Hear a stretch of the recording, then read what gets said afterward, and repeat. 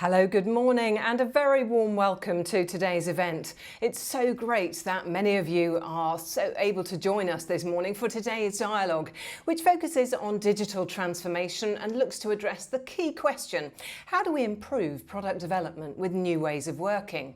Well, to put this in context, we know, don't we, that designing and manufacturing large and complex products and experiences is a huge task which involves lots of people from many different disciplines. But this process is far from efficient, usually siloed and often wasteful and expensive. But here's a thought: what if we could all work together on a virtual prototype to simulate exactly how the product would be used before ever actually building a physical one?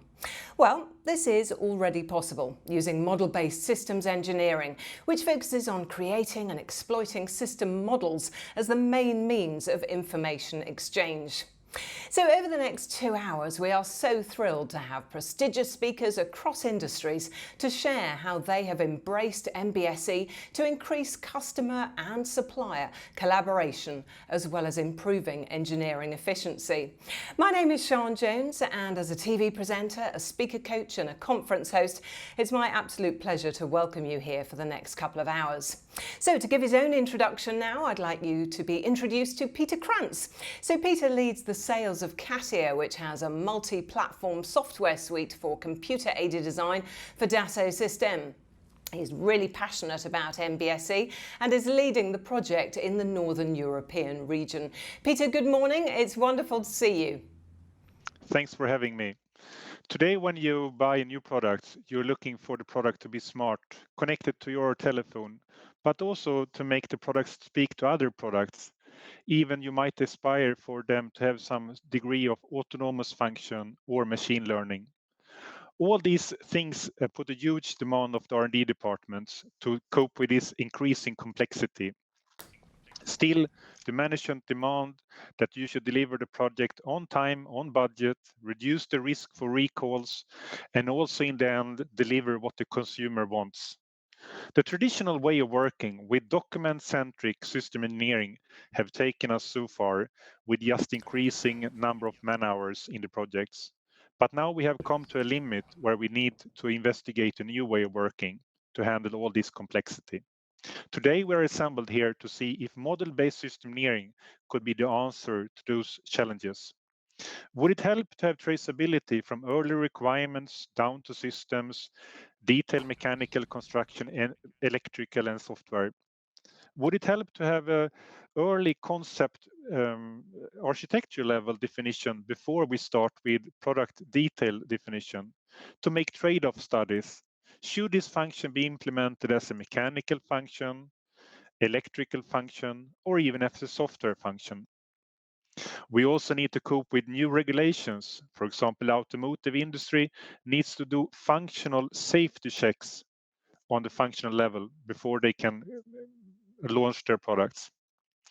All these challenges we want to discuss here today, and we want to learn together.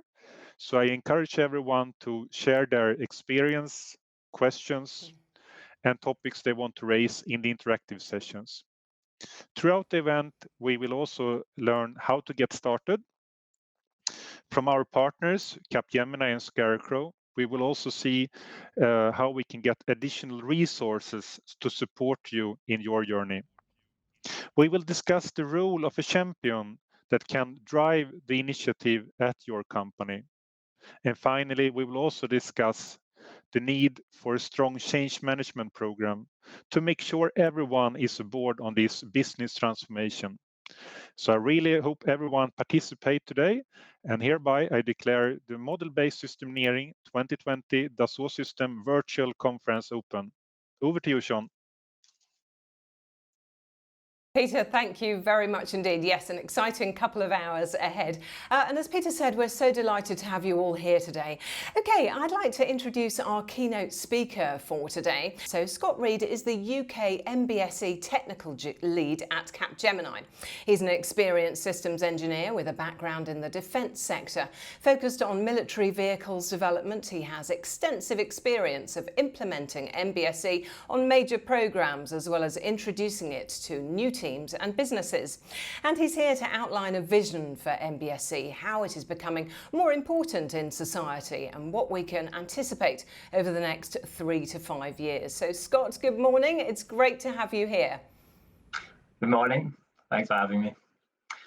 Welcome everyone. Firstly, I'd like to pass on apologies from Emilio Gomez, who was meant to be here today, but unfortunately he's had a last-minute matter come up and I've been unable to attend. So, as mentioned, I'm here to present Systems Engineering for Intelligent Industries and provide a vision for MBSE. Oh, apologies. So in market today, across all industries, the level of complexity in systems development is increasing for both the company and the ecosystem. Managing this complexity has become a major challenge for all industries. There's now a real need for products and services to be more autonomous, more responsive, and more aware of the environment in which they're working. And this is driving a need to innovate and deliver optimized products with high levels of customization in shorter and shorter time to market. Through adopting a rigorous systems engineering approach, we can address these issues throughout the product development lifecycle. However, moving towards a more holistic, model-based approach will further benefit companies by allowing manufacturing and operational issues to be anticipated, whilst also assessing system impacts on the environment. Through model-based systems engineering, the creation of shared system models will perfectly complement the adoption of other high-value technologies, such as digital twin, big data, Internet of Things, and PLM. And together, this model-based approach supports the vision of an intelligent industry.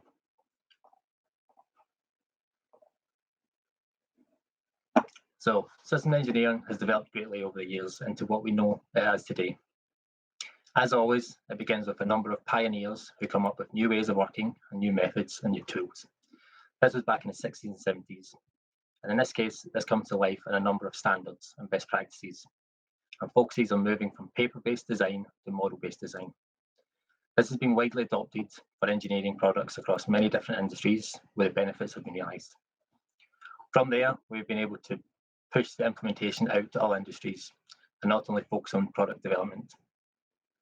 We're able to extend it to manufacturing and other legacy disciplines who would not traditionally look to system engineering methodologies. The benefits are universal and transferable to other areas within businesses. Going forward from there, we are able to use MBSE as a hub to bring everything together and have a real collaborative environment. We can link all of our data and enable a digital twin to provide full sight for systems under analysis. It brings together such things as PLM data, engineering data, and Internet of Things, and enables smart and intelligent products. This really pushes innovation going forward. So MBSE enables a truly holistic view of our systems and allows us to effectively integrate different aspects of the product lifecycle to bring together both the digital and physical product. It provides a single source of truth for the product lifecycle and drives collaboration across many different functions and teams. And you can see examples of a couple of teams that we've managed to bring together during our activities with our clients. The important aspect here is our data and how we manage it. Through implementing MBSE, we can leverage the digital thread for both the product and process improvements. Within engineering, we can have a fully integrated system and understand aspects such as its physical design and structure, its interfaces both internally and externally, its operational behaviour, its performance and parametric data, whilst maintaining full traceability to the requirements. We can also effectively manage suppliers' data and carry out trade studies to determine the best solutions. We can then link this data directly to our manufacturing solution to fully optimize how the production of the product would be achieved. We can introduce intelligent systems to process this data and improve how we work. And then going further, we can bring in our maintenance and after-sales services to fully align to the product development early in the life cycle. We can also fully understand how the various users at the different stages of life cycle would interact with the system. And going forward, it's important that we understand all areas of our product development and have a digital representation to enable connected products. This will drive innovation in the products and processes to enable competitiveness.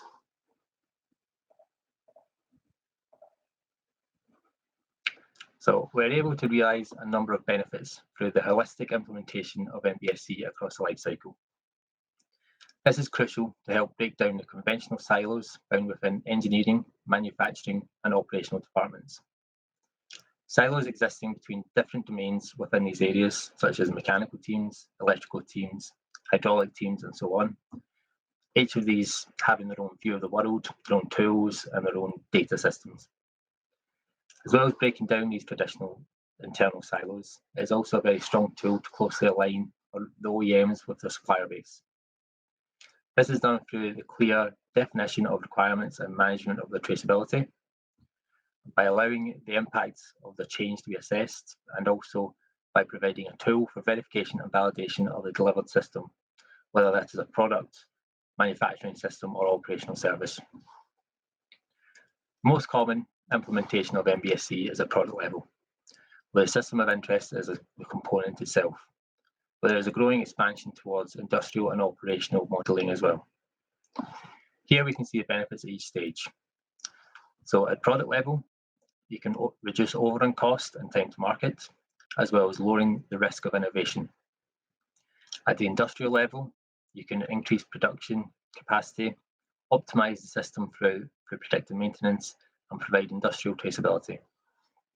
At the operational level, you can improve reliability and customer experience.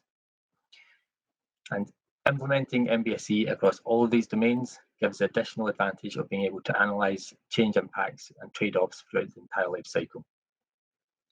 For example, a change in a component design might give a small optimization on the product model, but have a large negative cost and time implication in the industrial model. Having a linked set of model, a system of systems, allows companies to optimize their business processes end to end.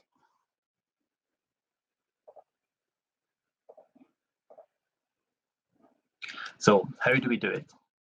The vision requires a level of transformation, which is obviously complex, and clients need a clear strategy and for a successful implementation. The exact approach required will depend on where the client is on the MBSE transformation journey. But in general, there are three main streams of engagement which we at Capgemini have adopted. Stream one is a top-down approach, where we provide high-level system engineering consultancy. We support the client in the development of strategy for enhancing the adoption of systems engineering in their business. And that this is all about securing that all-important buy-in from the management. Any end-to-end implementation needs a strategy driven from the top, and clients often need support and guidance in this. Stream two is around methodology and tools. We work with the client to find the best methods and tools for the job. We then go on to implement those tools in the business and drive the implementation of the methodology. We introduce best practices for the business, both from system engineering and for the specific industry.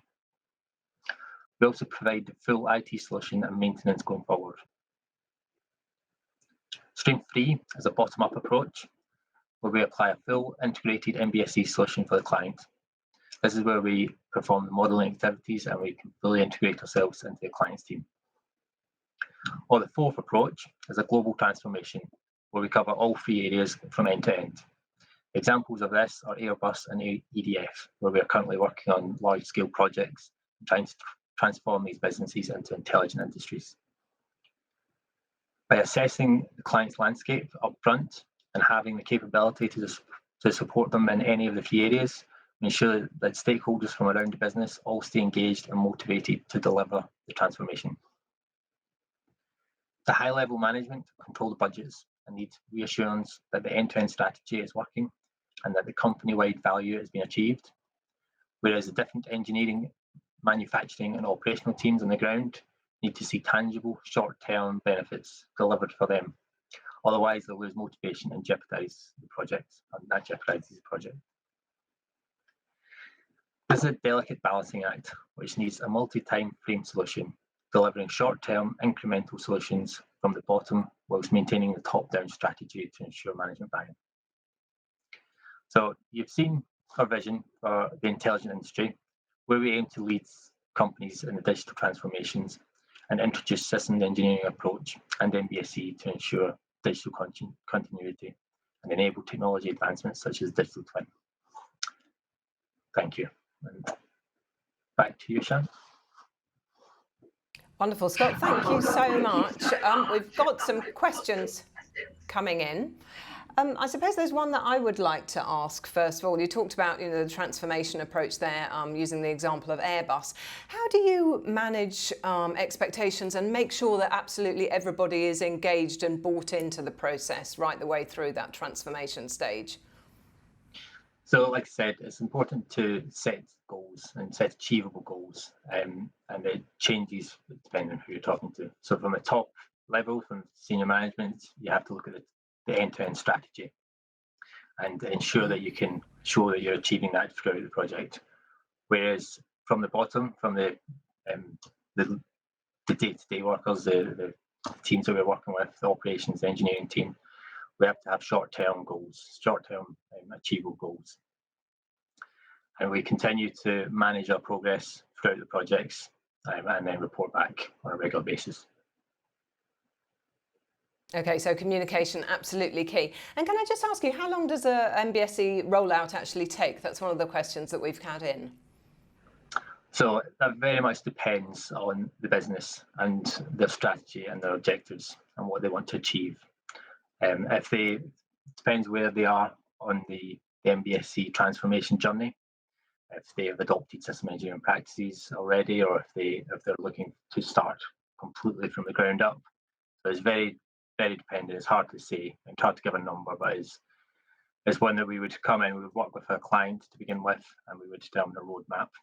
That'd be the first thing. We would carry out an assessment to understand where they are today and where they want to get to, and then develop that roadmap with them to understand how long it would be, what the journey would look like, what the methodologies would be, what the tools would be, and we really plan that out.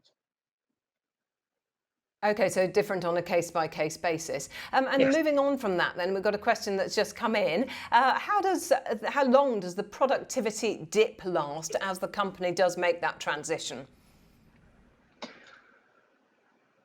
Again, it probably depends on the situation. There will be an element of training and getting up to speed and kind of transforming that business. But what we try and do is reduce that as much as possible by providing experts in both system engineering and MBSE, and we have also the experts in PLM and whatever else we're trying to manage. We can effectively reduce that as much as possible by integrating our teams and providing the training and kind of getting everyone up to speed. But as long as we map out the right process, the right roadmap, we can reduce that as much as possible. Mm-hmm. Okay, all right, so that's great. So coming to one of the points that Peter raised that was coming through the interactivity there, the key customer people to actually enable these initiatives to gain buy-in in the first place. Key customers, so it's important to have the buy-in from the top. If we do not have that buy-in, it's very hard to get it up off the ground and get it running. We can show, it's important to identify the key goals and why you want to do MBSE and figure out what the benefit is for you. And then from there, you can introduce it into the business and show that the benefits would be realised within your own business. It is important to have both buy-in from the top and then also have buy-in from the engineering teams, the teams that you'll be working with. So you need to it's a slow process to have buy-in from everyone, but you can build that up over time. Mm-hmm. Okay, Scott, so there's lots of different components and lots of different elements, aren't there? So perhaps could you just lead by, give us an example on how people can synchronise the different elements of the transformation process, the methods and the tools? Yeah, okay, so like I said, it's important to develop a strategy up front and figure out what you want to bring together. And we could have a client who's just focused on the implementation of tools, or we can have full MBSE, so getting into tools like Cameo or using SysML. and then we can bring together the tools. So we can link together the different so doors and Cameo or into 3DX and actually pull everything into one area. So there's many different tools, many different products and languages available.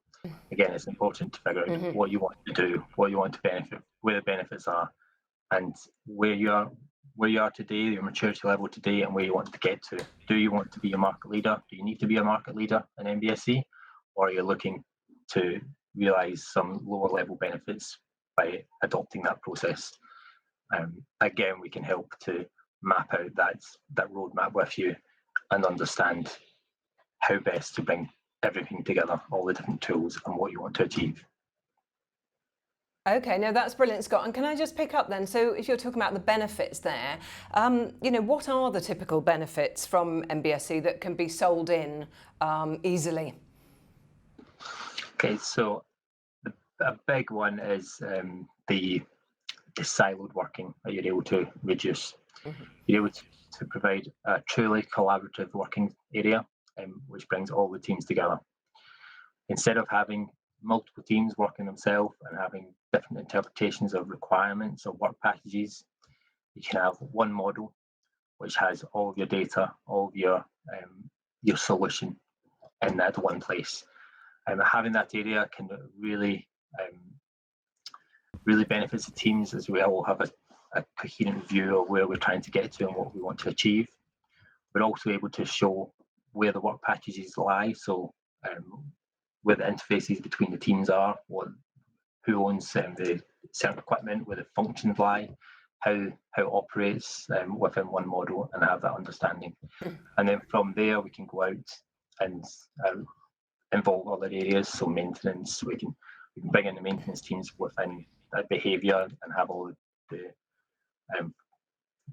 tasks. So, for example, the user tasks within the maintenance, have all that mapped to the product early in the life cycle, and have early verification and validation coming out of that model. Okay, Scott, wonderful, thank you. And let's just take one more question. So, we often talk about cultures being slow to move and slow to change and embrace, this new way of working. So how important is the assessment, really, of the company's bureaucracy and traditional culture before implementing the technology? Assessment is a very important part of the journey. We have to understand where the business is today and where they want to get to, and how easily it will be adopted. So, do they have system engineering methodologies widely accepted in business, or is that a whole new approach for them? So it's very important to understand that area, that how it will be adopted, and we do that through the assessment. From there, we can then work together to plan out the approach, the roadmap for how or where we would go in the future, and what types of tools and methodologies, and what is right for that business. Okay, Scott, thank you so much. And I know that you're going to join me on the interactive session in a moment to give your perspectives, but that's absolutely wonderful. So for now, thank you very much indeed. Okay, let's turn our attention now to the following question.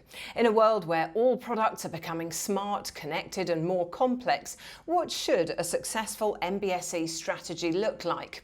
Well, James Towers, Associate Consultant at Scarecrow, joins us now specifically to look at that question. So James's current role is as an MBSE consultant working in a really diverse range of sectors. And he's also a visiting lecturer in MBSE at the University of Warwick. So James, it's wonderful to have you with us this morning. Thank you, Sean, and good morning, everybody.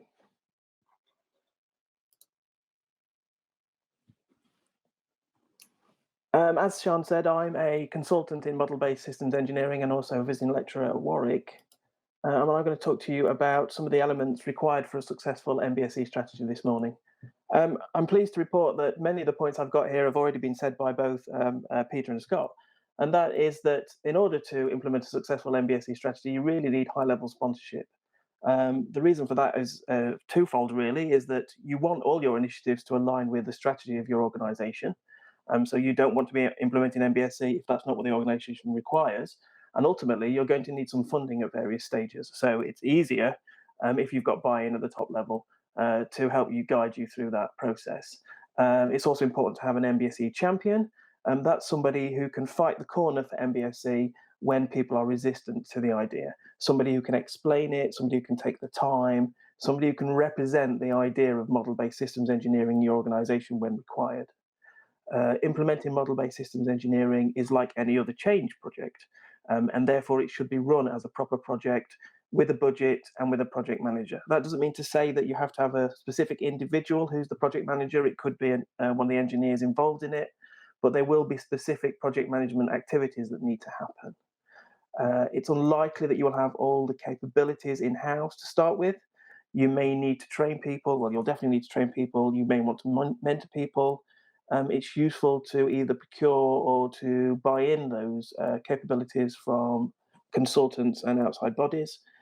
There's lots of information out there which you can rely on. So look at the things that are being generated by the professional bodies and the standards organizations. Look at industrial best practices. Google.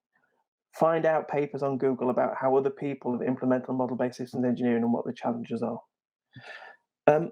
Ultimately, with any of these kind of strategies, it comes down to three main areas.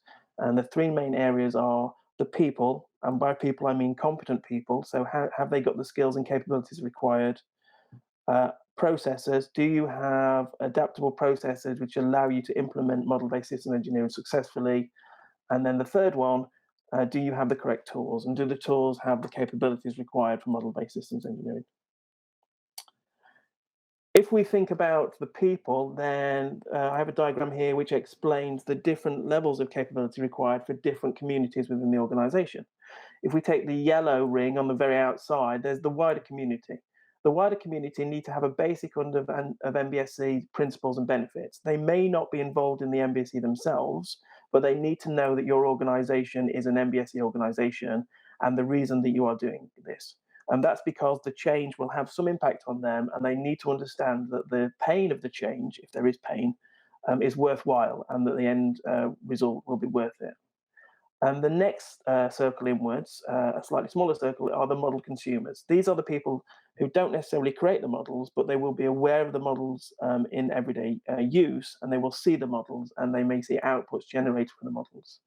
Again, they will need a slightly more specialized understanding of the wider community because they directly interact with the models. The main group, and possibly the most focused group here initially, are the modelers.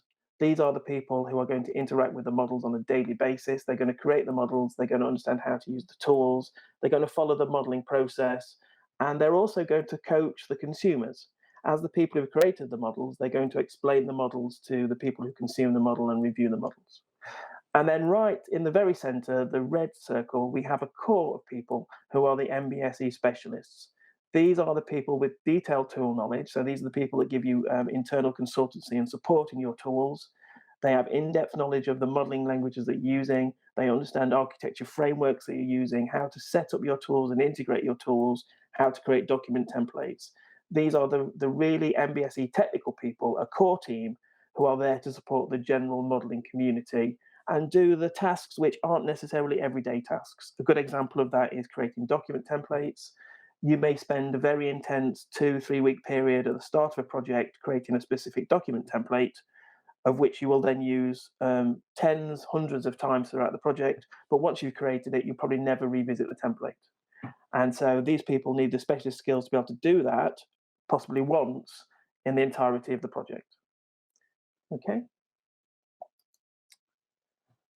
You need to have a process. The process needs to be tailored to your organization. There are processes available off the shelf, but it would be a mistake to adopt one of these wholesale without tailoring it. That's because it would possibly get you to do things which had no value to your organization. It's important to remember that model-based systems engineering is just a kind of systems engineering. And what that means is that while you are using models, you still need to have the core systems engineering capabilities. And what I mean by that is that you may be producing requirements now in a model form, but you still need to be good at writing requirements.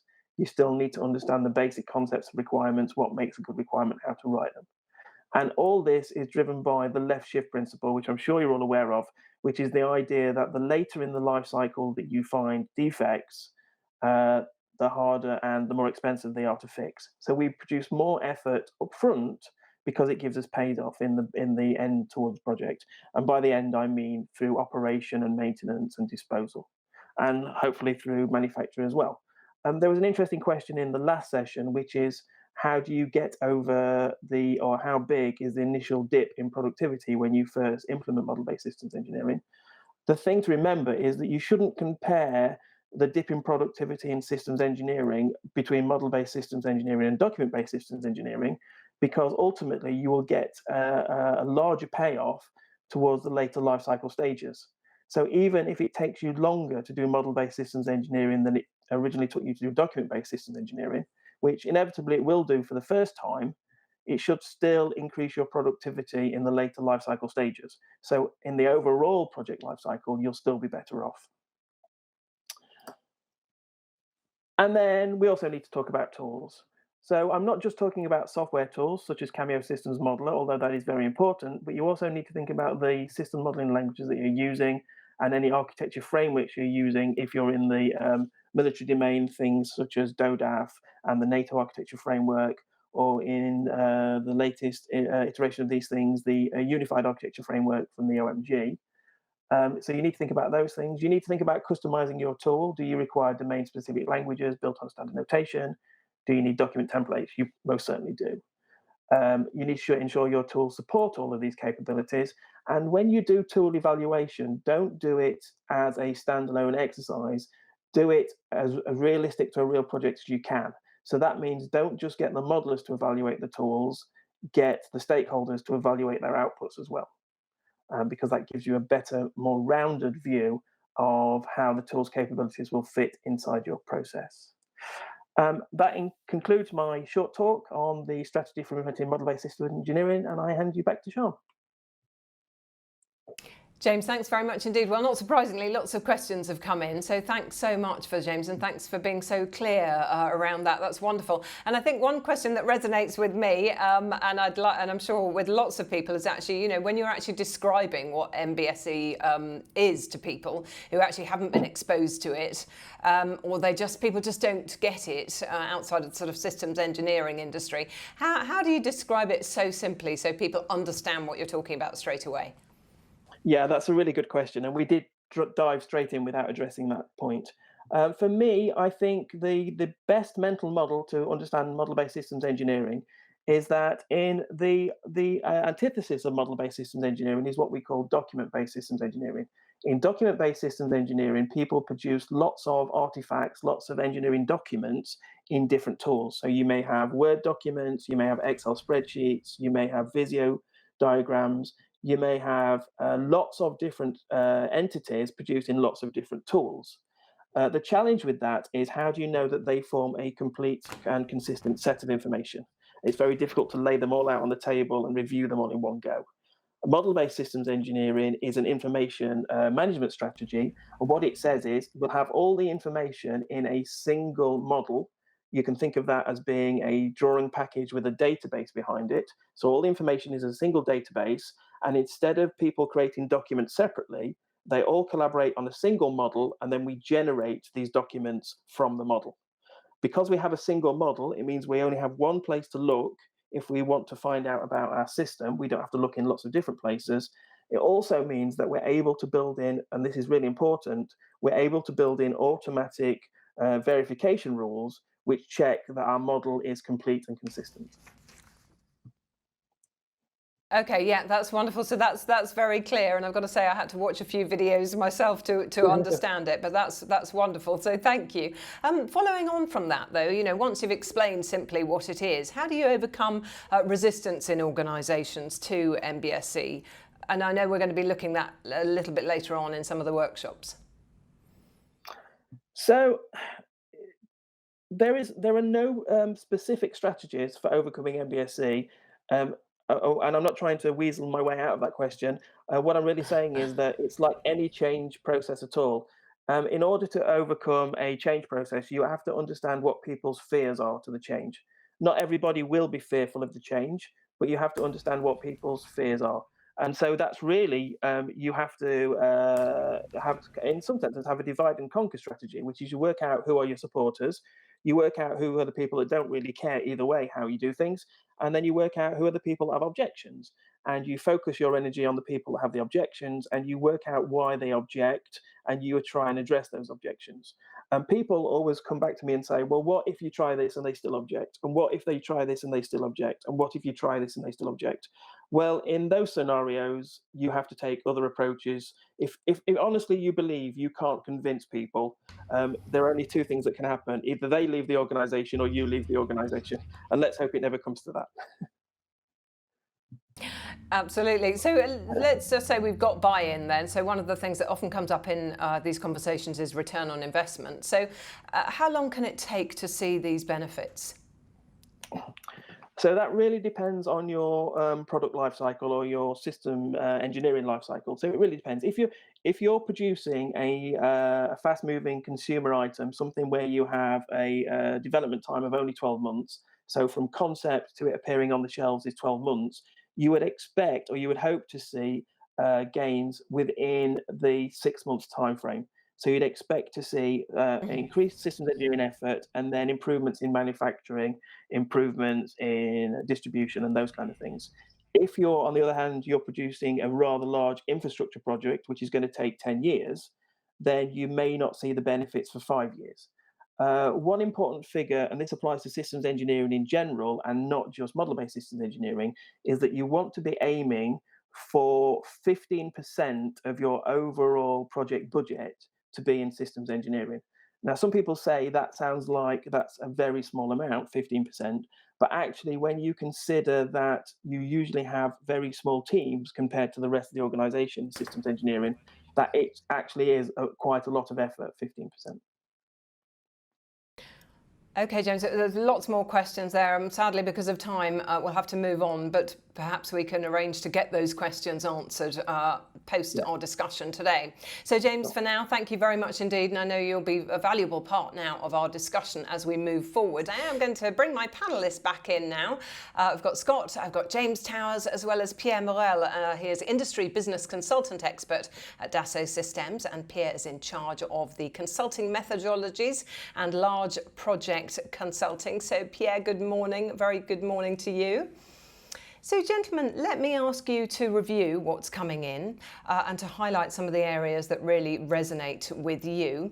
So if you don't speak to me at the moment, because I know there's been a lot of information to review there. So if we can see you gentlemen, if you can give me a nod to say that actually there's a particular area that you would like to talk about.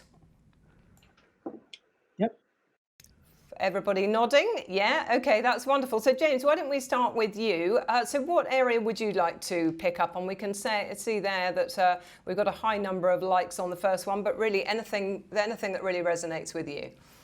No, so I think this idea about return on investment is really important to talk about, because everybody does say, can you prove there's a positive return on investment for model-based systems engineering? There's actually a well-known, in fact, award-winning paper by Sheard and Miller on systems engineering called, I think it's called the Shangri-La of ROI. And that makes 4 very important points about systems engineering return investment in general. And it says that there aren't any hard numbers which give you the return on investment. There aren't going to be any hard numbers in the near future. If there were any hard numbers, it would be very difficult to apply them to your organization. And even if you had some numbers and you were able to apply them to your organization, nobody would believe you anyway. Which is quite depressing when you think about those, if those 4 things are true. What I would say is, though, is that while it's important to look for these numbers, I'm not suggesting that we shouldn't look for these numbers, it's important to note that people don't buy into the concept of model-based systems engineering because there are numbers that say we should buy into model-based systems engineering. And you can prove that this is true by just looking at the world around you. People know that various lifestyle choices are unhealthy, but they still make those choices. And so just by giving people statistics doesn't influence their behavior necessarily. So what you have to do is you have to take them on a journey. So you have to show them the benefits. They have to feel that there are benefits, and you have to get a warm, fuzzy feeling that you're doing the right thing. What I would also say is that if you do attempt to work out the return on investments for model-based systems engineering, you have to have good metrics to understand what your current return on investment is from document-based systems engineering. And I suspect there are very few organizations that have that data already. So even if I was to give you model-based systems engineering metrics, you wouldn't have anything to compare them to. Right, okay, all right, wonderful. Thank you very much indeed. We can see the one there that has come up on top with the 15 likes there about making sure that we have access to all information explicitly or implicitly through that digital thread. So I wonder, Scott, what you would like to pick up on there, and perhaps I can ask you to comment on that top one. Yes, yeah, sure. So the digital thread, I think I mentioned in my presentation, digital thread is a very important aspect of MBSE and is where a lot of the benefit comes from. And we're able to bring everything together and have that collaborative environment and with all the information, like you said. Being able to show that as a benefit in your business case is a massive selling point. We're able to bring together those teams and stop isolated working. It is important to understand what benefit you want to get from it, where you want to see, why do you want to model. It is very important not to, I think the second comment actually mentions this, it's important not to model too much. If you're bringing lots of data together, you have to have a reason for doing that. You don't want to just be modeling for the sake of modeling, because I think that's a big issue that people can find themselves in, and it can end up costing a lot of money and not actually have any benefits for the business. Okay, Scott, that's wonderful. Thank you very much. Okay, let's bring you in, Pierre. It's wonderful to see you, and thank you for your contribution. What area would you like to talk about? There's an awful lot to talk through. So what area would you like to highlight?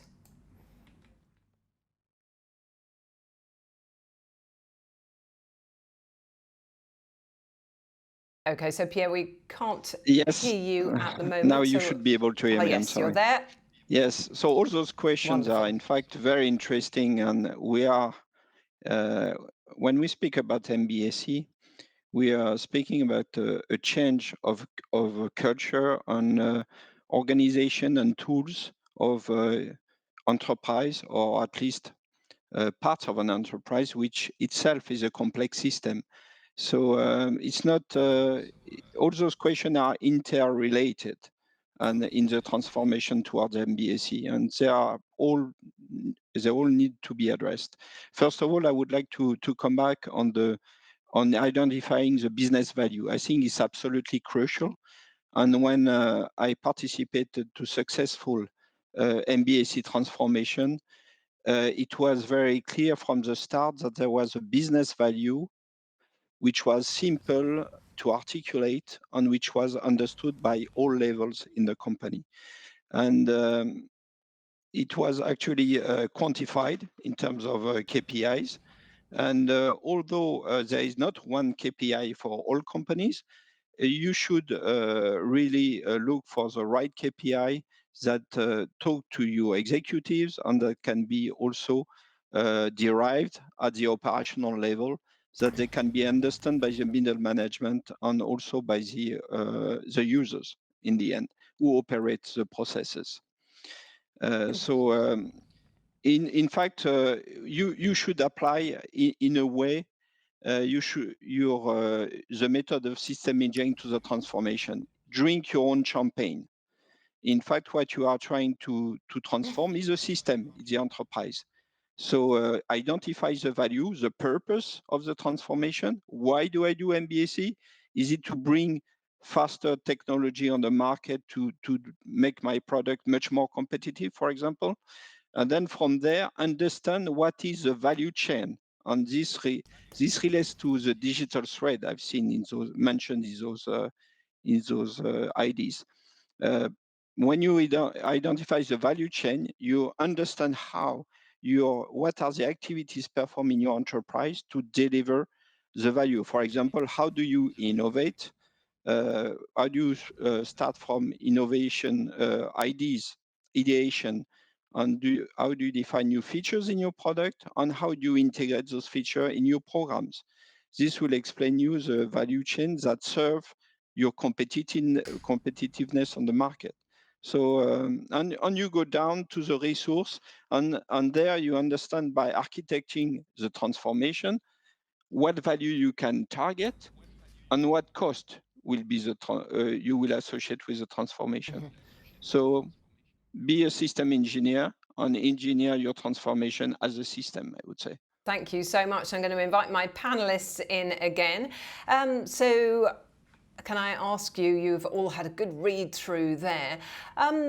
So James, you were talking about strategy, we're talking about people, processes and tools. So which one has particularly resonated with you? I was reading about, having the right people, the young people engaged and motivated from the start, as well as starting small. So perhaps you could expand on an area around people? Yeah, certainly. I do think out of the three areas to focus on, that people is the most important. It's a bit of a cliche, but I think it's true in this case. I would always be cautious about describing the motivated people as the young people. There is something to be said for people who don't necessarily have a lot of systems engineering baggage. So it's often easier to teach people model-based systems engineering if they haven't got any systems engineering experience than it is to teach people who are deeply embedded into document-based systems engineering. Part of that is that those people who are new to the discipline don't necessarily have all the fears because they don't have the war wounds from failed projects or difficult projects. And so it is often easier to get those people to adopt model-based systems engineering. There's something else which is worthwhile saying, that is model-based systems engineering is possibly closer to software development than document-based systems engineering is. And what I mean by that is that there is a lot more use of tools. There are a lot more abstract concepts. You do have to do things like model administration, which you don't have to do with Word documents. And so it is a different way of working. And this whole idea about having a different sort of culture is very important. One of the big differences, I think, is that if you're doing model-based systems engineering, you open up your modeling tool every day. As a systems engineer, you are in your modeling tool every day. It is not one of your activities, it is your only activity. Wonderful. Okay, that's terrific. Thanks very much indeed, James. And as Pierre was talking earlier, all about the culture. If I can come to you, Scott, so which area would you like to pick up on? A lot to read through there. Okay, so picking up, so as James has said, people is one of the main areas to focus on. You have to have buy-in from all areas. And picking up on a different one is identifying the outstanding business challenges to solve executive buy-in. It's really important to understand what your goal is, why are you doing this? Why are you trying to do MBSE? What are you trying to get out of it?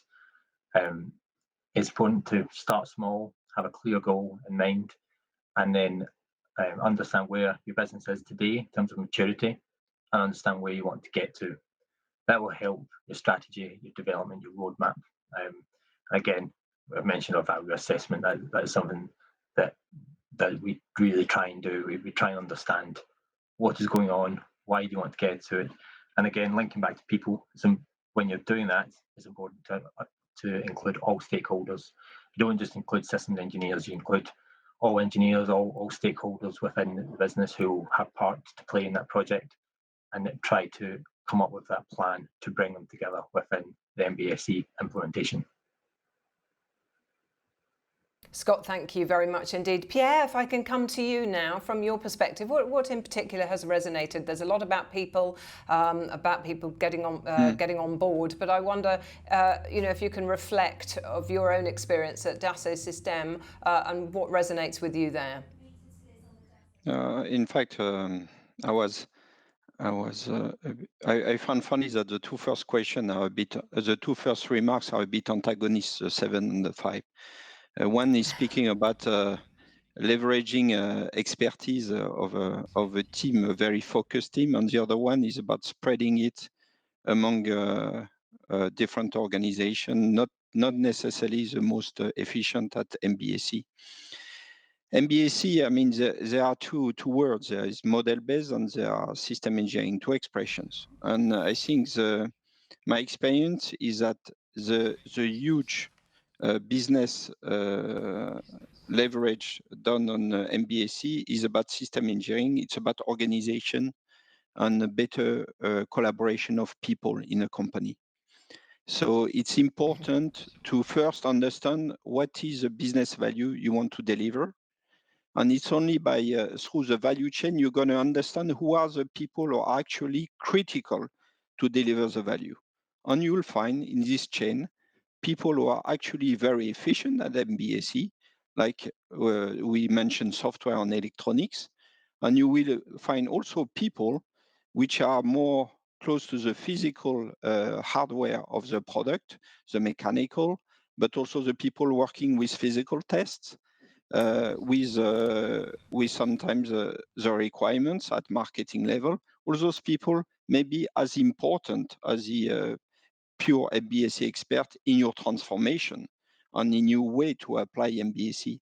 So you need to be cautious about that, and you must think upfront at sometimes that you will have to do system engineering with an hybrid approach of people who will be very intelligent, clever with MBSE, and some people who will understand the benefits of system engineering, but might still work in a traditional way based on document. Don't I would say put away this approach, which can be at the end extremely valuable for the enterprise, even if it's not a pure MBSE approach.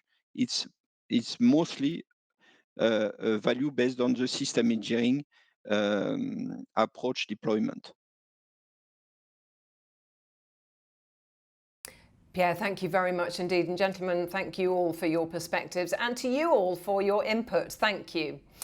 So I'm going to move on now because I am so delighted to have some clients here to give their perspective on the role of change management and good governance, specifically in delivering MBSE. So first up, I would like to welcome Torvin Tobiasen. He is Manager of Hardware Development at Kongsberg Defence and Aerospace. Now, he has over 25 years experience in the industry, and over the past 10 years, he's been responsible for implementation of MBSE for the Missile Division. Torvin, good morning. You are very welcome here today. Good morning, and thank you for your nice introduction.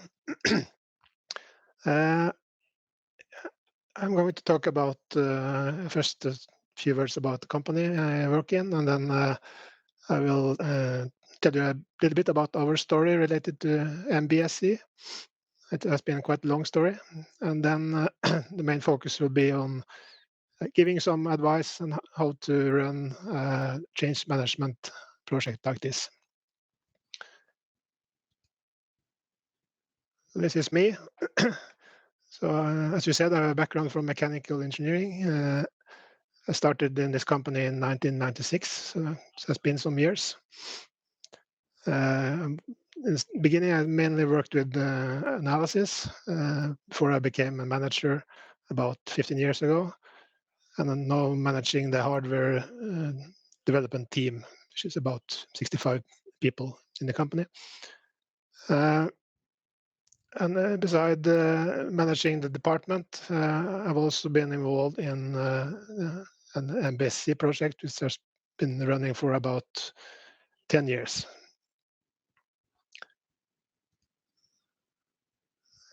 The company I work in is Kongsberg Defence and Aerospace. It's a part of the Kongsberg Group.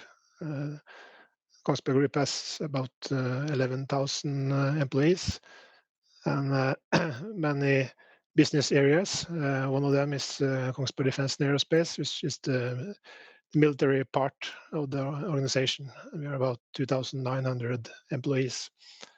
And we are again divided into several divisions. The one on the left, which is highlighted, is the Missile Division. That's where I'm working.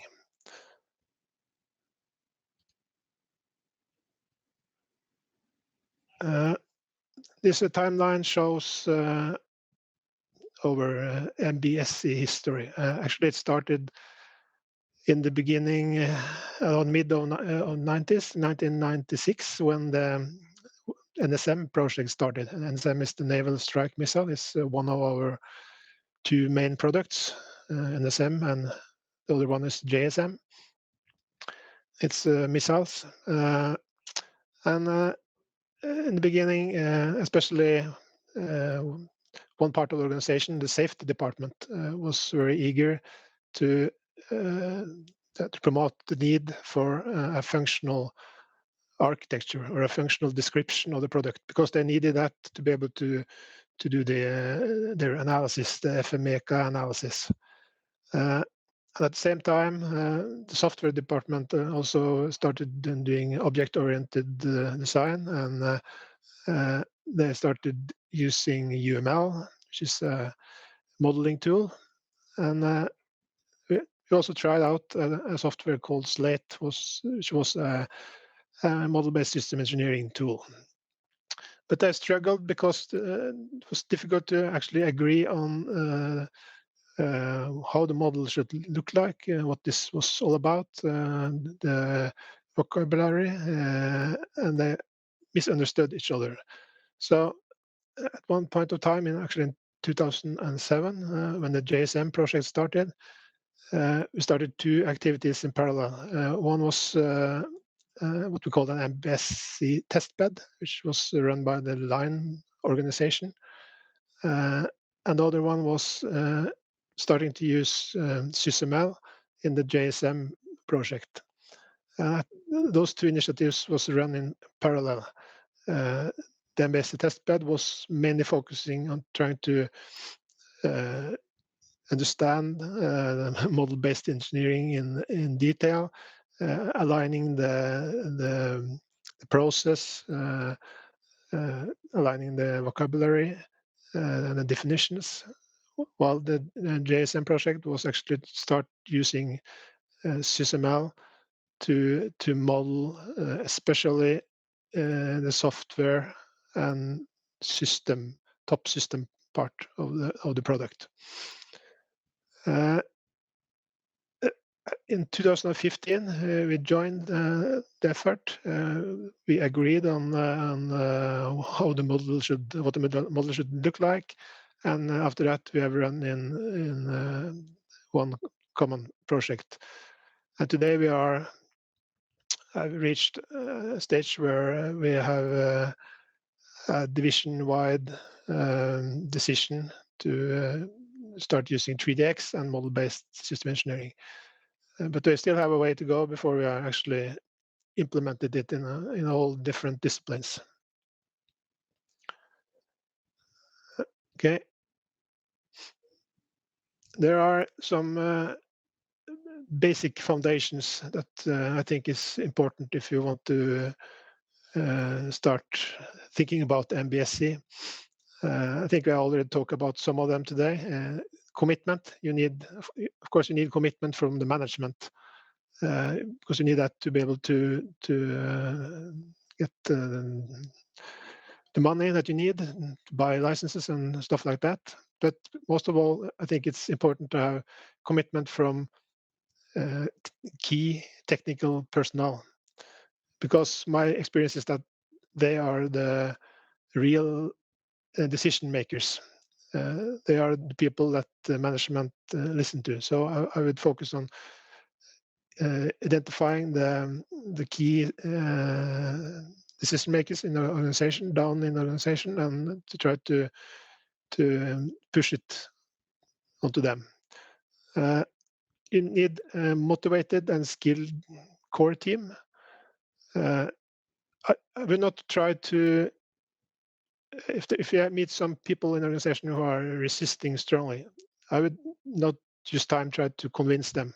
I would rather hire new people, use young people, use students to actually promote the ideas, make sure that they are put in positions where they can actually help you to implement your ideas. The last thing, which is also very important, is that to be able to implement model-based thinking, you have to have a system engineering process which is aligned with model-based thinking. And I think also it's important that you spend time actually digging into the process and make sure that everybody understands the details of it. Because my experience is that there are quite difference even with our company what actually meaning is, especially when you go deeper down in the architectures, when you start doing more detailed design, for instance. Okay. So there are 5 rules of change management that I would like to highlight. First one is think big, start small and evolve. You need some big thoughts, and you have to dare to present them to the management so that they actually are hooked on, so that you have a license to operate. But when you start implementing, act small. Make sure that you respond to needs in the organization. It's much easier to implement something that is actually asked for than trying to implement something that people don't understand why they need. And use time to let the solution evolve over time. Revolution will not work, but evolution will. I always said respond to needs. That's extremely important, I think. And listen to the people in the organization. They know where the real problems are, and fix the easy stuff first. But pick the quick wins. That's a good approach, I think, because then people will start believing in you, and they will support you. Only roll out stuff that works. Don't be tempted to try to roll out all the fancy stuff at once. If you fail, your opponents or people in the organization who are resisting will love that, and they will use it to try to stop you. So be careful. Headhunt motivated people. I think that's important.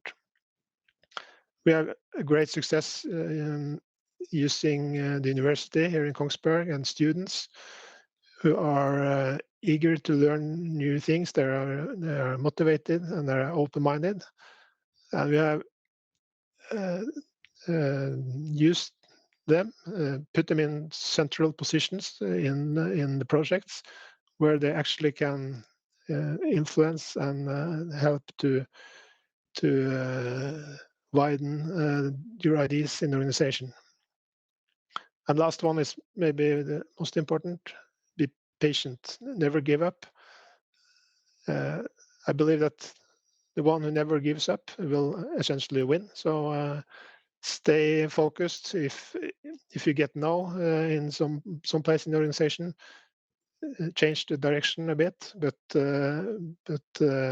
keep your initial goal in sight. Never lose that, and just continue. So I think I used my 6 minutes. So thank you. Torfinn, thank you very much indeed. So a lot to take away and a lot to absorb then.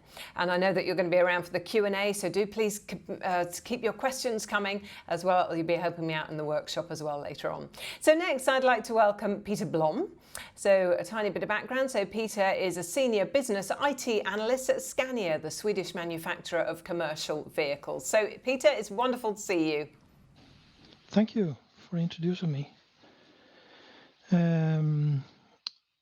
Yeah, I will start with a couple of words about myself. I work as a senior business analyst for CAD methods and tools, mainly related to product development at Scania. In my role, I am transferring business needs to requirements. It also includes business development and method for users. My main focus is on process methods and tools in the electrical area. I've been working at Scania since 2004, and before that I have worked on other companies with methodology and support for CAD.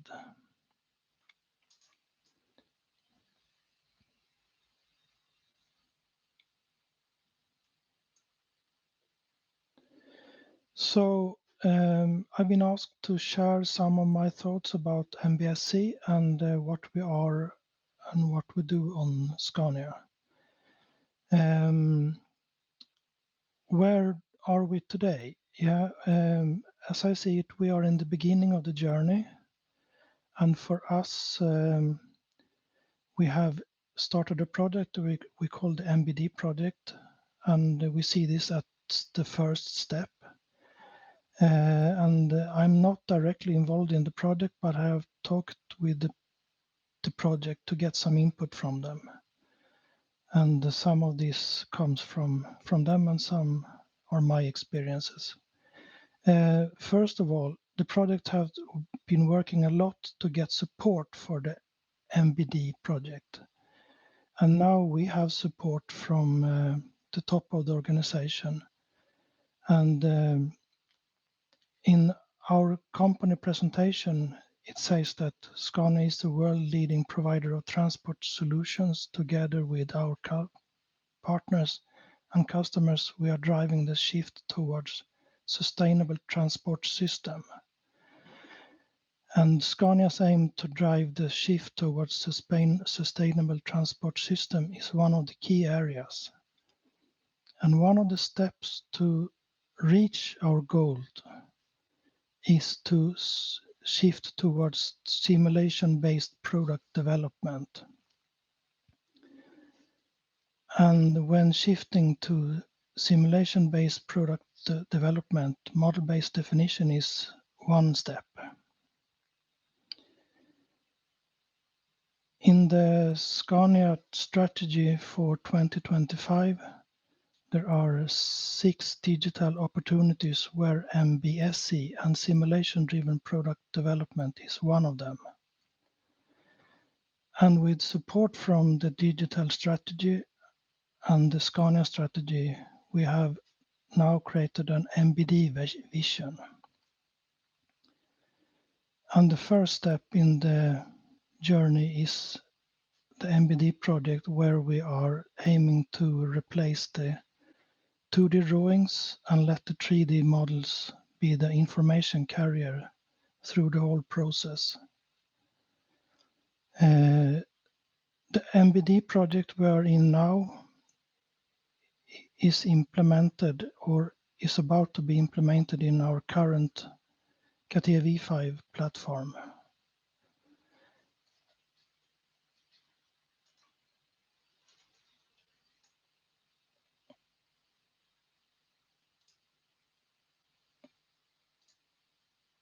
And then another important step is to see for the future. And as I said, the MBD project is done in our current platform.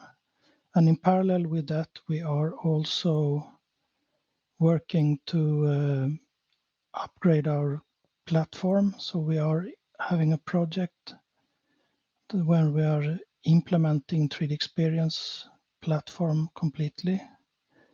And this is also a step where we, for the first time, will have a common platform that supports model-based system engineering.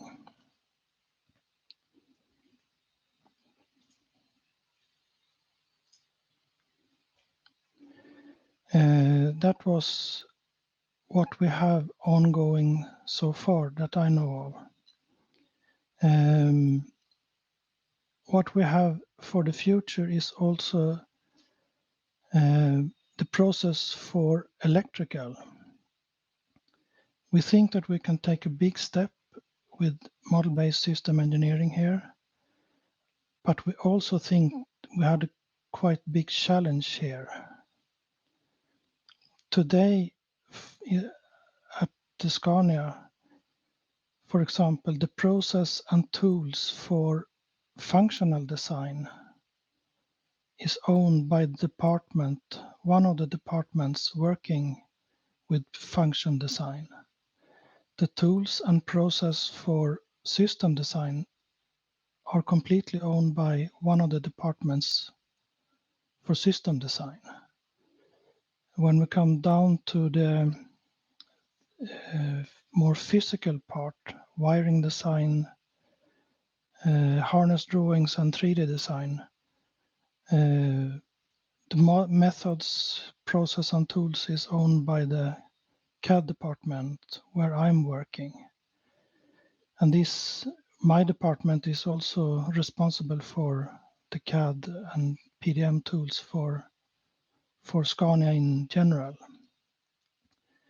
So we have a challenge since the responsibility for the different process and tools is on different parts in the organization.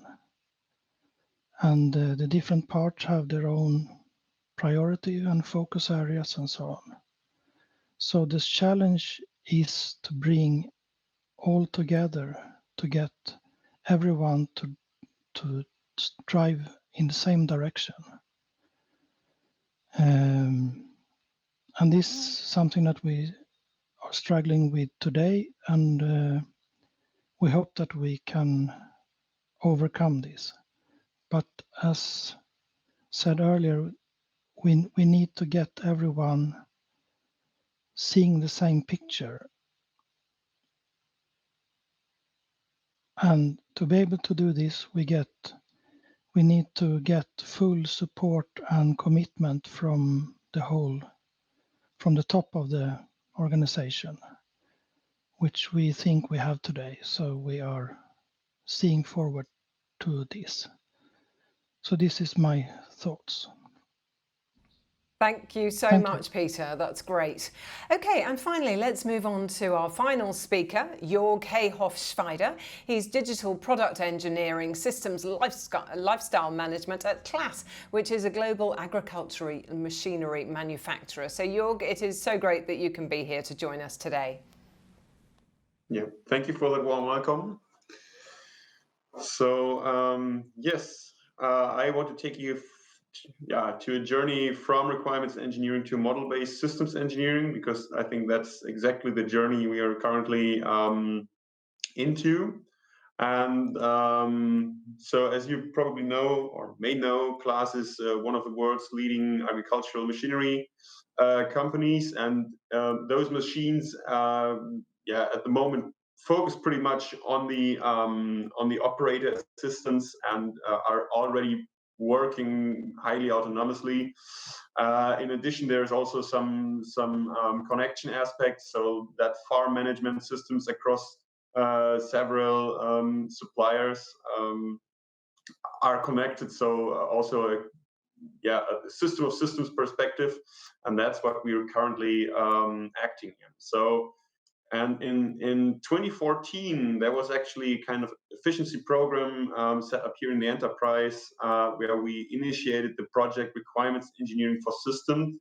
And that's actually where, I started with that topic here at CLAS. So my experience is a few years more with regards to systems engineering, but that's actually where I entered CLAS with that topic. And continue to stay in there. So the aim of this program was to bring requirements engineering not only from the software engineering, but also to the whole machines we have at CLAS and consider them as systems. So what we did was, or one milestone was the foundation of the department Digital Product Engineering I'm working in, particularly in the group of Systems Lifecycle Management. And my responsibility at the moment is the management of the methodology and the tool for requirements engineering. And as you see, we started quite early by participating in cozy working groups, for example, Systems Engineering Best Practice Circle, where we really, also connecting with other companies, even within the same branch. So. I think that's quite helpful experiences we're exchanging there. And so in 2017, so roughly 3 years later, we had the pilot application. Going to come back to some of those experiences a bit later. So It really took a while until we reached the point where the organization was willing to adapt that framework for requirements engineering we developed.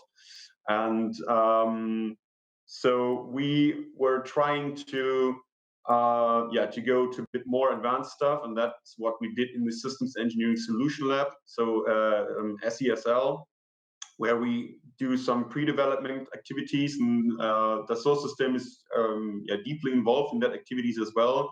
So we arranged that quite close to the tool and the possibilities, what we can do with that environment of tool set. And of course, nowadays we feel the effect of starting quite early. You see, that's a quite long process to change also the mindset. And we really found some so-called domains. We have a class in the field of systems evaluation, but also requirements engineering. And we're looking forward to the next steps for a architecture modeling domain. And I just want to share some experiences of that way with you.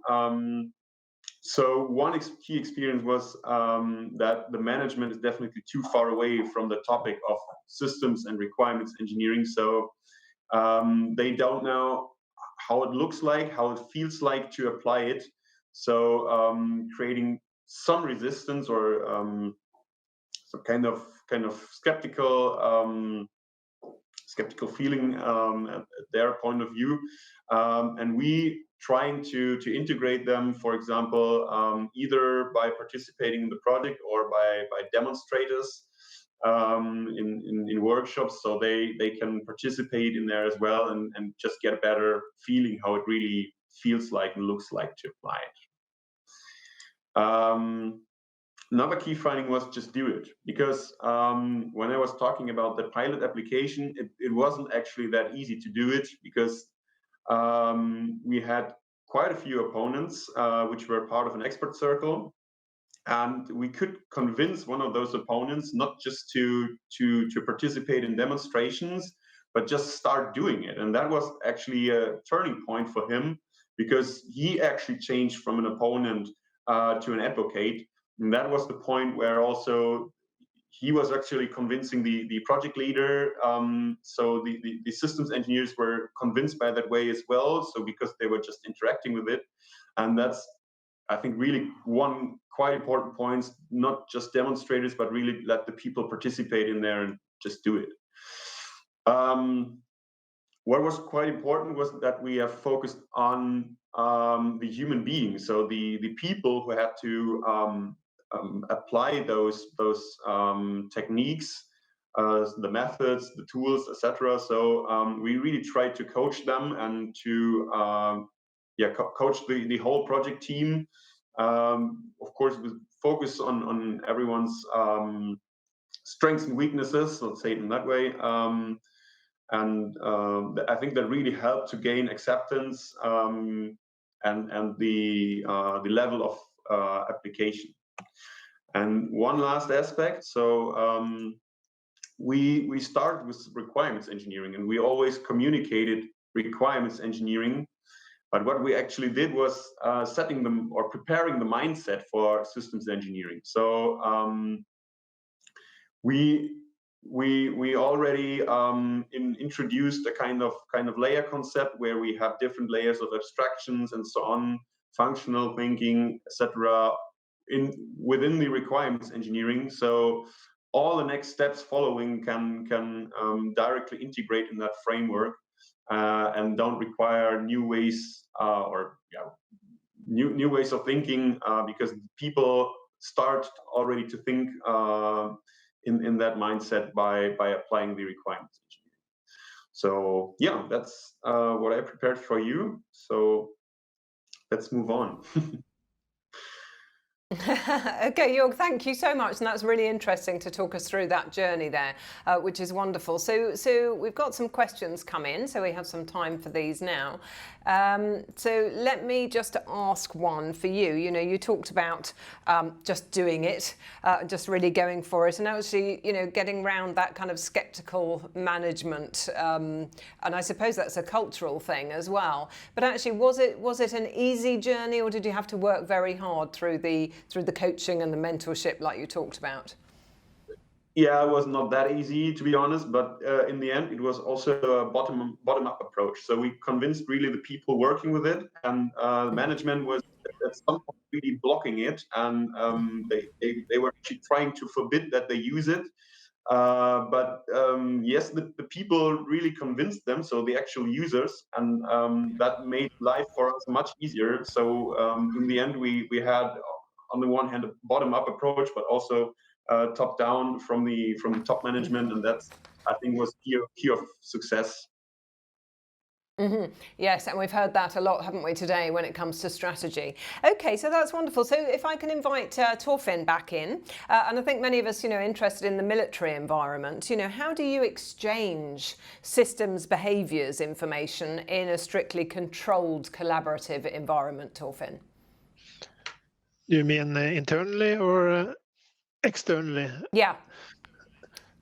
Yeah, well, I think if you've got insights for both, that would be wonderful to share.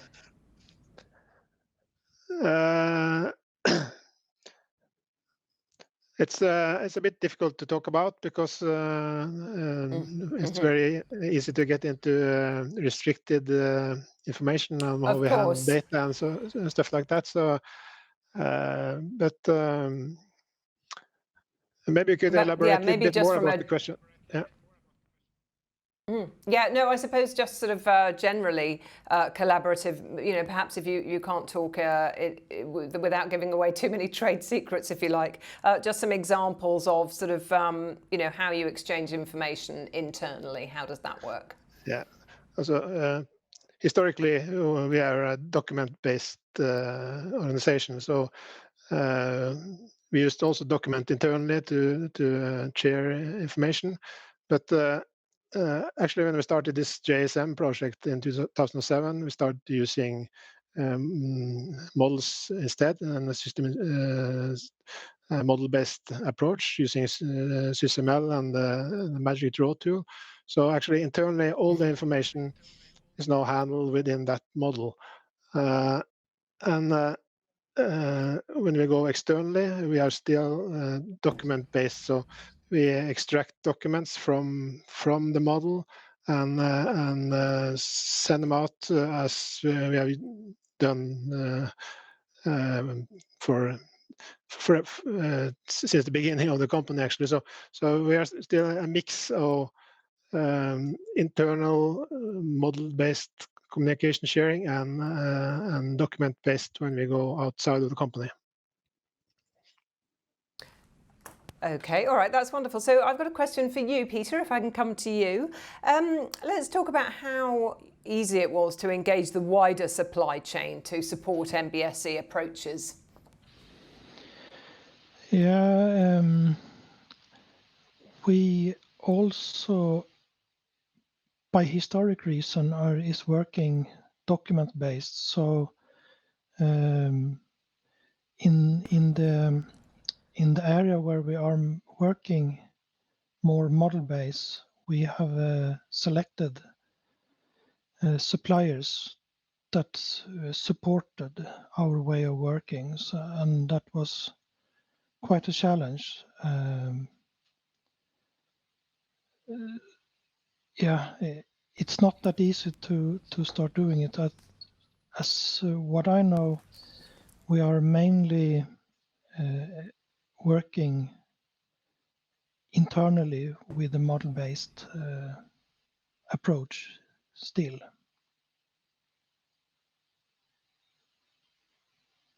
Yeah, okay, all right. Peter, thank you very much indeed. And Jorg, if I can come back to you, talk to me about how you measured the expected benefits internally. Yeah, there was some point of discussion. So I worked in the research of systems engineering in the past at Fraunhofer, and we were discussing some approaches from that research background as well. So like calculating ROIs over different models. There is also approaches like doing an FMEA. So if you don't do MBSE, what might be the negative impact in terms of risk for your project and so on. in the end, this is all, I think, very theoretically. So what was really convincing was the feedback of the users, who came up with specific in particular examples where they achieved a benefit. So, for example, we conducted some workshops and defined functions in a much earlier phase than we did before, and then there were some clear examples where you could say, okay, we really had a very efficient front loading because we detected errors we would probably have detected in some field tests otherwise. So these were actually the things which were convincing in the end, not the figures, because they were, I think, are also quite relative and quite abstract.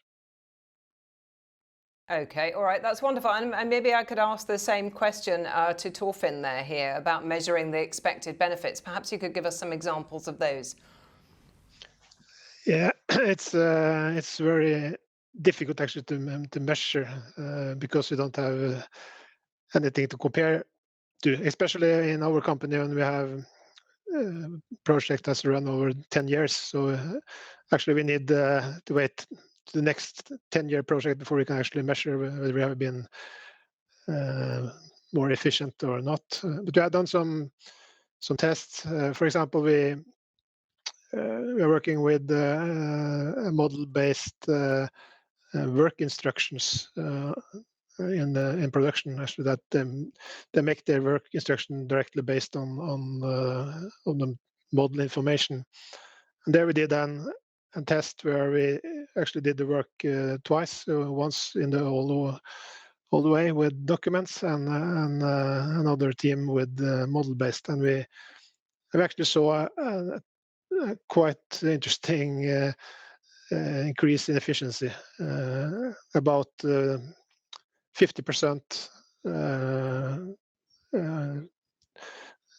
The time we used to create the work instruction was just 50% of what it was before. So that's an example of how we try to measure it. But it's you have to do some tests in some corners, so what MBSE is all about. But I think it's impossible to actually find the total benefit. You just have to believe in it, I think. Yes, absolutely. So a more longer-term approach. And as Peter, if we can ask for your perspective on that as well, about measuring the expected benefits within your organisation. I think it's similar, quite similar as Torfinn says. It takes a while to get something to measure on. You need to do this. You need to. I think it's first when you implement it on a wider area, you get the return of investment. In the beginning, it will cost a bit, but you always learn something for the future, and you get you get more and more possibility to get some impact in the future. So we haven't so far measured and come to any conclusions yet.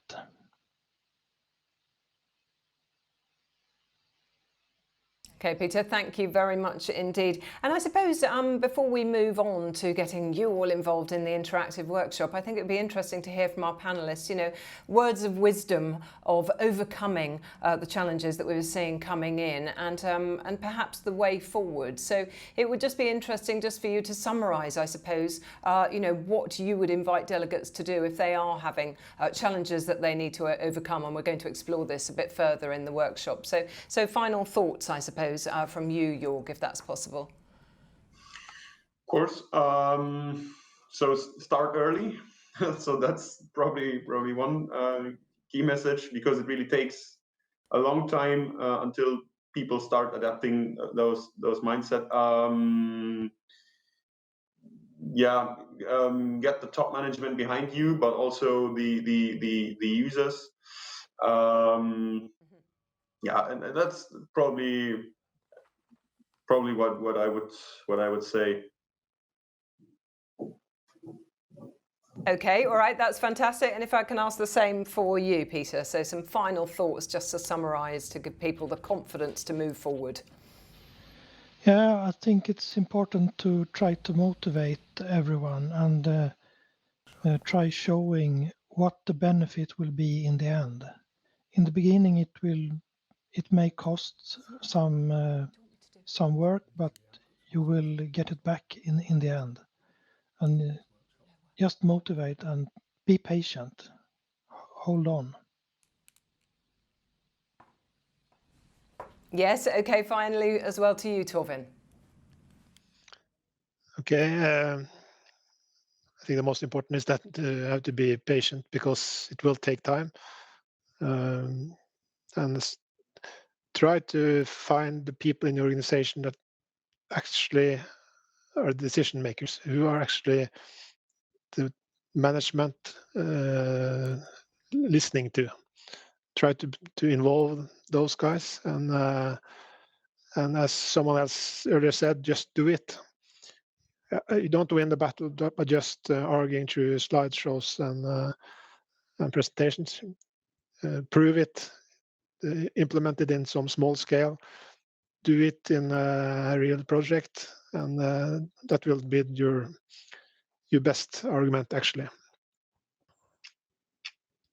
All right, that's wonderful. Gentlemen, I'm going to keep you on the line just to discuss some of those challenges that are coming in. So I think what would be really interesting, to learn from all of you is just to hear about, what's the one thing you would have done differently in hindsight. Hindsight, as we always say, is a wonderful thing, isn't it? So, Peter, perhaps I could just ask you if you are happy to be honest and tell us about something you'd prefer to have done differently.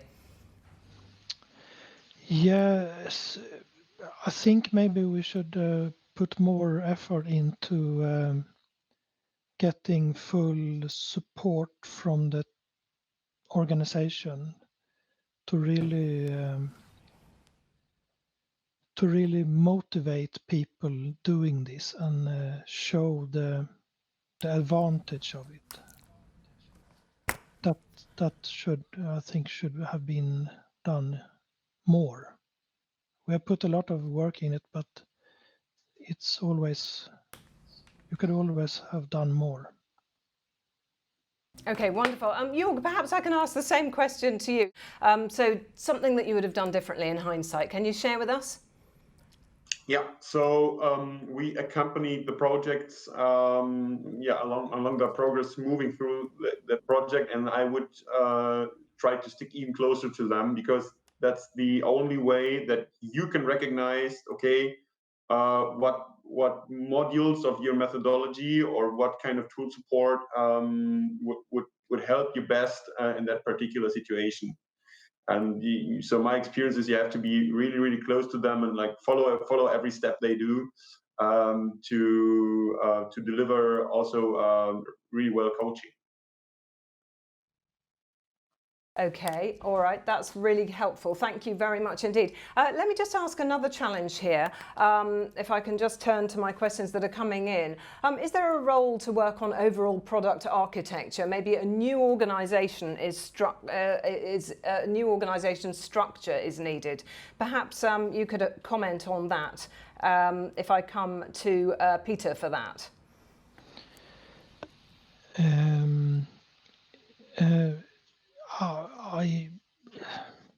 I don't think you could have one organization doing that. I think it needs to be implemented all over.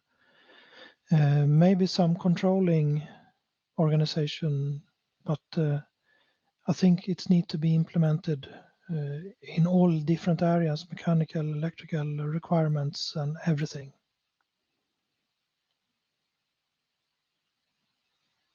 Okay, Jörg, can I come to one challenge that people are interested in, which is actually about, coaching or training people? And where do you actually start there? So perhaps you could give us some insight there. Yeah, so it's well, we have kind of kind of basic training people are running through, and that starts with like pretty basic topics like systems thinking, current challenges, so that they can connect to the situation and feel challenges on their own examples. Moving along to requirements engineering techniques on our own systems layers. So what do they mean? How to apply them? How do they link to systems thinking, etc. And then after that initial training, we continue coaching them along their activities. So if, for example, there's a product manager who has the task to create a product specification, we just meet, talk about his task, and we recommend tools of the method to use. So it's like a toolbox, and he learns to use that toolbox situation specific, and that's what we do with the other main actors within the project as well. So that's a certain amount of effort, yes, but that's I think also a very well way to get feedback. Is it applicable what you developed in terms of method, in terms of tool set? That's actually the way we're currently working. Okay, Jörg, that's really great. Thank you very much indeed. If I can bring Torvin in here. Similarly, I suppose it's about coaching and getting people on board there. How difficult was that in a military environment? Actually, it has been quite a struggle to get people on board. I think we have the same challenges as everybody else. So it's not easy answer to that. If it's okay, actually, I would like to comment one of the earlier questions about organization. If MBSE actually will need for a change in organization structure, and I think that is actually the case if we talk about the project organization, because I think it's important that people understand that MBSE is not something just for some top system architects. It actually will change how everybody in the organization works. And I don't know how it's in other industries, but in the military industry, the system engineering group is actually usually a side organization to all to the development organization. So it's two different parts of the organization, and I don't think that's a good idea if you want to actually implement MBSE. System engineering, in my opinion, is the same as development. So we should make sure that everyone understands the concept of system engineering, and that the model is built by all the people in the organization, not only a few system architects. So sorry for changing the question, but I think that was a bit important to say that. So. Really, really valuable, and it's clearly what's on people's minds, so that's wonderful. I'd also like to say hello to Justin Garnett. He is business consultant at Dassault Systèmes. Justin, thanks very much indeed for joining us for the conversation. It's really valuable to have your input here. So I wondered just if you could give us some comments around what you're hearing and what's resonating with you, particularly in relation to Dassault Systèmes. Sure. I mean, I've been feverishly taking notes because there's some really good comments and some good content coming through. I mean, I've kind of made a few key points, I think. So, what are the key enablers for business change? So, we talked a lot about starting with the why. So what's the compelling reason for the change? Obviously, there's a number of drivers that drive that outside of the organization, but being clear what's inside the organization and what are the goals you're trying to achieve. So start with why. Then sort of figuring out what the what is. So what is it that you plan to deliver and over what time frame? So we talked, I think some people mentioned starting small and building out. Some people maybe start a bit bigger and then work in a particular program context, but having a believable plan, and believable by the people who are on the receiving end of the capability, but also the people who are delivering the plan. So that's the kind of second element. And then the third element, I think, is the how. So have you got suitable resources? Have you got suitable skills and knowledge? And I think, you know, James talked about having potentially needing to get the right knowledge from other organisations. I think the other thing that sort of came through strongly, I thought we'd be talking a lot about the technology, and we have done a little bit, but I'm quite pleased to see that lots of people are mentioning about change management, so the people side. So I think we talked about how much budget you should spend on MBSE. The number that sort of comes out for change management is around about 15% of your project budget. So again, similar kind of number, but that's typically underinvested in. And typically it's not also invested in a structured way. So, you know, we in Dassault, we have a methodology called value engagement, which I think Pierre mentioned earlier. You know, Capgemini also, as one of our partners, have a number of methodologies and things that we're talking about. So don't underinvest on the people side. Yes, the technology is exciting, and I'm as much a technology person as anyone else, because I wouldn't be at Dassault otherwise. But do invest in the softer side. And then I think the third element that also came through was invest in your change network. So what I mean by that is, as a small project team, you cannot get round the typical size of organizations to win the hearts and minds of everybody. So invest in your stakeholders, and I think that came through a couple of times.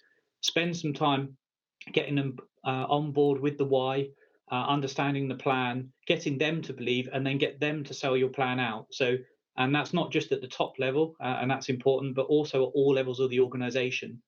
I think James maybe last time talked about starting from the middle out. You know, find your advocates, find the people who are really excited about this change. Use that energy and people to sort of drive that output. So those are the kind of, I guess, 3 key elements for me. That's wonderful, and thank you so much for being involved. And I'm sorry if I kept you waiting for a moment, but that's really valuable for you to have summarised your thoughts there. Wonderful. Okay, so I can't believe that time is nearly up. We are nearly 2 hours in. Let me hand back briefly to Peter Krantz now. So I'd like to know your final thoughts here, Peter. Thank you, Sean. Thank you, production team. I think it was an excellent virtual conference with a lot of dialogue. And I also want to thank all the speakers and also the online audience to participate. For me, I think this is a dialogue that we need to continue having with each of you, but also in future associations. We heard, for example, that many people have started to adopt model-based system engineering inside their company, but very few have been successful to connect with customers, partners, and suppliers. And there, I think, something that we should try to work together on, maybe per industry or in standardization bodies, how we can see that a model could be the contractual base on what you should do, what should the system achieve, and not just a contract with a set of requirements. So I'm quite keen to try to discover that more. Dassault Systèmes have a lot of capabilities that can help, from tools, change management people, technical people that can do assessment. And we really want to help to be your partner on this journey. Together with our partners like Capgemini and Scarecrow, we are prepared to do this. So please reach out to us to see how you want to engage. Is it a mini training? Is it a bigger pilot? Is it a value assessment? Or is it just for learning? We're open to all kind of suggestions from you. So thank you very much for attending this online webinar conference, and we are hoping to see you again in a similar digital dialogue in the future. Over to you, Sean. Peter, thank you very much indeed. And yes, I just second that. It's a wonderful opportunity to have a conversation, but also to continue that conversation and collaboration as we talk about challenges moving forward. I'm going to play you a short video and I'll be back in a moment because I have one more ask of you before you go today.